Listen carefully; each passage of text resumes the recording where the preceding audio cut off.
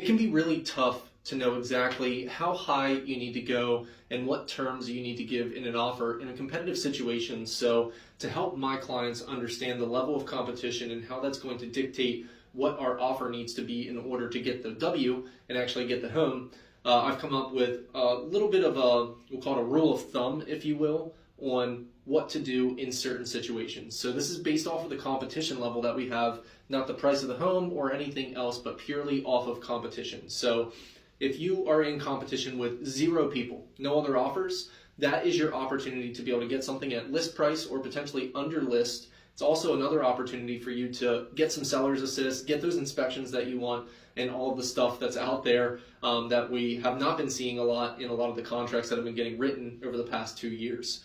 If the competition level is between 1 and 3 other people that are writing an offer on the same property, this is where we start to have to do some things that we might not necessarily have done if there was no competition. This is going to be giving offers over list price. Typically, I'm seeing in this range of amount of offers somewhere between $5,000 and $10,000 over list. This is also where people will start doing, for informational purposes, only inspections and starting to potentially even waive some inspections in order to be competitive if they're not going super high on that price point.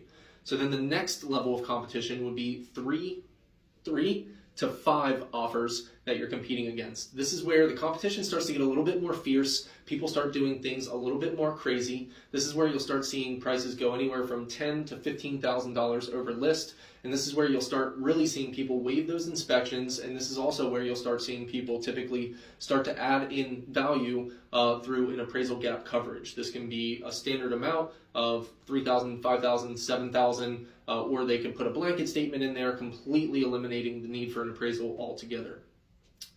Then we get to 5 and more offers. Once we get above 5 offers, this is where people start getting pretty crazy. There is kind of that 5 to 7 threshold where people will go about $15,000 to $20,000 over list, and all of the things that we mentioned previously and all of the other competitive situations that we had.